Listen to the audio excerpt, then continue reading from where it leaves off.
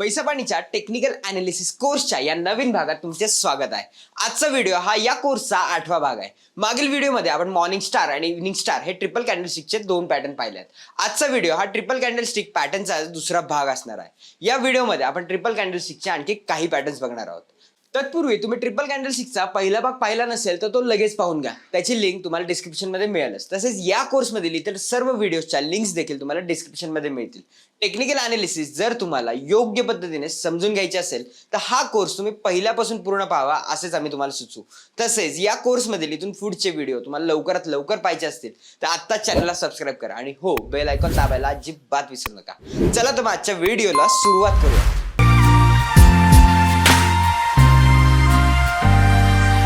मागच्या व्हिडिओप्रमाणेच याही व्हिडिओमध्ये आपण ट्रिपल कॅन्डलस्टिक पॅटर्न मधील कॅन्डल्सला अनुक्रमे P1, P2 आणि P3 अशी नावे देणार आहोत। ट्रिपल कॅन्डलस्टिकचे मॉर्निंग स्टार आणि इव्हनिंग स्टार हे 2 पॅटर्न्स आपण पहिलेच पाहिलेले आहेत। हे 2 महत्त्वाचे ट्रेंड रिव्हर्सल पॅटर्न असून या पॅटर्न्सवर ट्रेड कसे घ्यायचे तेही आपण पाहिलेले आहेत।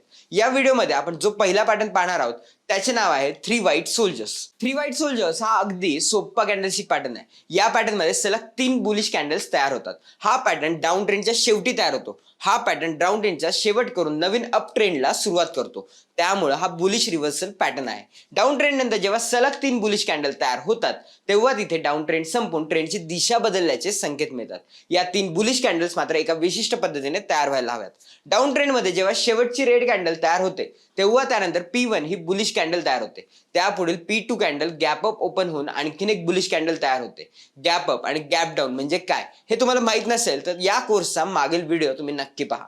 P2 ही कॅन्डल P1 कॅन्डलच्या वर क्लोज होते। त्यानंतर तिसरी कॅन्डल P3 ही देखील गॅप अप ओपन होते आणि सलग तिसरी बुलिश कॅन्डल तयार होते। ही कॅन्डल देखील तिच्या मागील म्हणजे P2 कॅन्डलच्या वर क्लोज होते। म्हणजे या तिन्ही कॅन्डल्स नवीन हाय तयार करत जातात। यावरून प्राइस मधील बेरिश ट्रेंड संपला असून मार्केटमध्ये बायर्स पुन्हा परतल्याचे संकेत मिळतात। त्यामुळे इथे डाऊन ट्रेंड संपून अप ट्रेंड सुरू होण्याची शक्यता जास्त असते। बजाज फायनान्सच्या डेली चार्टवर आपण या पॅटर्नचे उदाहरण पाहू शकतो। इथे 17, 20 आणि 21 जून 2022 या 3 कॅन्डल्स 3 व्हाईट सोल्जर्स पॅटर्न तयार करतात। या तिन्ही कॅन्डल्स ग्रीन आहेत। डाऊन ट्रेंडला सुरू ठेवत P1 ही कॅन्डल गॅप डाऊन ओपन झालेली आहे, परंतु आपल्या ओपनिंग प्राइसच्या वर क्लोज होत ती अजून एक ग्रीन कॅन्डल बनलेली आहे। त्यानंतर P2 आणि P3 या कॅन्डल्स गॅप अप ओपन झालेल्या आहेत आणि आपल्या आधीच्या कॅन्डल्सच्या वर क्लोज झालेल्या आहेत। हा पॅटर्न एका मोठ्या डाऊन ट्रेंड नंतर तयार झालेला आहे। हा पॅटर्न तयार झाल्यानंतर मात्र ट्रेंड रिव्हर्सल होऊन नवीन बुलिश ट्रेंड सुरू झाल्याचे दिसत आहे। आपला दुसरा पॅटर्न आहे 3 ब्लॅक क्रो पॅटर्न। हा पॅटर्न 3 व्हाईट सोल्जर पॅटर्नची बेरिश प्रतिकृती आहे। व्हाईट सोल्जर्स मध्ये जशा सलग 3 बुलिश कॅन्डल तयार होतात तशाच इथे सलग 3 बेरिश कॅन्डल तयार होतात। हा पॅटर्न अप ट्रेंडच्या शेवटी तयार होतो आणि तो ट्रेंड संपून बेरिश ट्रेंड रिव्हर्सल होण्याचे संकेत देतो। यामध्ये अप ट्रेंडच्या शेवटी P1 ही बेरिश म्हणजे रेड कॅन्डल तयार होते। त्यापुढील P2 कॅन्डल ही गॅप डाऊन ओपन होते आणि P1च्या खाली क्लोज होऊन आणखीन एक बेरिश कॅन्डल तयार होते। त्यानंतर P3 ही कॅन्डल देखील गॅप डाऊन ओपन होत सलग तिसरी बेरिश कॅन्डल तयार होते। P3 कॅन्डल देखील तिच्या मागील P2 कॅन्डलच्या क्लोजिंगच्या खाली क्लोज होते। या तिन्ही कॅन्डल्स नवीन नवीन लो बनवत जातात। त्यामुळे इथे बेरिश ट्रेंड रिव्हर्सलचे कन्फर्मेशन मिळते। ह्या पॅटर्नचे उदाहरण आपल्याला बजाज फायनान्सच्या चार्टवर पाहायला मिळेल। डेली चार्टवर 18, 19 आणि 20 जानेवारी 2022 या 3 दिवसांच्या कॅन्डल्स 3 ब्लॅक क्रो पॅटर्न तयार करत आहेत। या 3 कॅन्डल्स अप ट्रेंड नंतर तयार झालेल्या आहेत। यातील पहिली कॅन्डल P1 ही बुलिश ट्रेंडला सुरू ठेवत गॅप अप ओपन झालेली आहे, परंतु तिच्या ओपनिंगच्या खाली क्लोज झाल्यामुळे ती रेड कॅन्डल बनलेली आहे। यानंतर P2 आणि P3 या दोन्ही कॅन्डल गॅप डाऊन ओपन झालेल्या आहेत आणि आपल्या मागील कॅन्डलच्या खाली क्लोज झालेल्या आहेत। त्यामुळे इथे 3 ब्लॅक क्रो पॅटर्न तयार झालेला असून ट्रेंड रिव्हर्स झालेला आहे। आपला तिसरा ट्रिपल कॅन्डलस्टिक पॅटर्न आहे 3 इनसाइड अप डाऊन पॅटर्न। यामध्ये 2 वेगवेगळे पॅटर्न आहेत, एक म्हणजे 3 इनसाइड अप आणि दुसरा म्हणजे 3 इनसाइड डाऊन। पहिला आपण 3 इनसाइड अप पॅटर्न पाहूयात। हा एक बुलिश ट्रेंड रिव्हर्सल पॅटर्न आहे। यामध्ये P1 ही डाऊन ट्रेंडला कंटिन्यू ठेवणारी एक मोठी रेड कॅन्डल असते। त्यानंतरची P2 कॅन्डल ही बुलिश म्हणजे ग्रीन कॅन्डल बनते। P2 ही कॅन्डल P1च्या बॉडीमध्येच तयार होते, म्हणजे थोडक्यात या 2 कॅन्डल बुलिश हरामे पॅटर्न सारख्याच दिसतात। तिसरी कॅन्डल म्हणजे P3 ही आणखीन एक ग्रीन कॅन्डल असते जी P2च्या वर क्लोज होते। P3 कॅन्डल ही हरामी पॅटर्नचे कन्फर्मेशन देत आहे असं आपण या ठिकाणी समजू शकतो। त्यामुळे इथे बेरिश ट्रेंड संपून बुलिश ट्रेंड सुरू होत असल्याचे संकेत मिळतात. 3 इनसाइड अप पॅटर्नचे उदाहरण आपण निफ्टी 50च्या डेली चार्टवर पाहूया. या चार्टवर 19, 20 आणि 21 एप्रिल 2022च्या 3 कॅन्डल 3 इनसाइड अप पॅटर्न बनवत आहेत. इथे P1 ही डाऊन ट्रेंड मधील रेड कॅन्डल आहे. त्यानंतर P2 ही कॅन्डल P1च्या बॉडीमध्ये तयार झालेली ग्रीन कॅन्डल आहे. P3 ही गॅप अप ओपन होऊन ग्रीन कॅन्डल बनलेली आहे आणि P2च्या वर क्लोज झालेले आहे. म्हणजे इथे 3 इनसाइड अप पॅटर्न तयार झालेला आहे. यात दुसरा पॅटर्न आहे 3 इनसाइड डाऊन पॅटर्न. इथे अप पॅटर्नच्या उलट डाऊन पॅटर्न हा बेरिश ट्रेंड रिव्हर्सल पॅटर्न आहे. यामध्ये P1 ही अप ट्रेंडला कंटिन्यू ठेवणारी एक मोठी ग्रीन कॅन्डल असते. त्यानंतर P2 कॅन्डल ही गॅप डाऊन ओपन होऊन बेरिश कॅन्डल बनते. P2 कॅन्डल ही P1 कॅन्डलच्या बॉडीमध्येच तयार होते. P1 आणि P2 या दोन कॅन्डल मिळून बेरिश हरामी पॅटर्न पाहायला मिळतो. त्यानंतर P3 ही कॅन्डल देखील गॅप डाऊन ओपन होते आणि P2च्या खाली क्लोज होते. म्हणजे ही कॅन्डल बेरिश हरामी पॅटर्नचे कन्फर्मेशन देते. त्यामुळे इथे बुलिश ट्रेंड संपून बेरिश ट्रेंड सुरू होण्याची शक्यता दिसते. 3 इनसाइड डाऊन पॅटर्नचे उदाहरण आपल्याला अतुल ऑटो लिमिटेड या चार्टवर पाहायला मिळेल. यामध्ये 19, 20, 21 जानेवारी या 3 कॅन्डल हा पॅटर्न तयार करत आहेत. इथे P1 ही अप ट्रेंड मध्ये तयार झालेली एक बुलिश कॅन्डल आहे. त्यानंतर P2 ही एक छोटी रेड कॅन्डल तयार झालेली आहे. त्यामुळे या दोन कॅन्डल बेरिश हरामी पॅटर्न बनवत आहेत. शेवटी P3 ही रेड कॅन्डल असून P2च्या खाली क्लोज झालेला आहे. त्यामुळे इथे 3 इनसाइड डाऊन पॅटर्न कन्फर्म झालेला आहे. हा पॅटर्न तयार झाल्यानंतर बेरिश प्राइस रिव्हर्सल सुरू झाल्याचे दिसत आहे. जसे की आपण पाहिले 3 इनसाइडच्या दोन्ही पॅटर्न मध्ये दुसरी कॅन्डल म्हणजे P2 ही P1 कॅन्डलच्या बॉडीमध्येच तयार होते. त्यामुळे या पॅटर्नला 3 इनसाइड असे नाव आहे.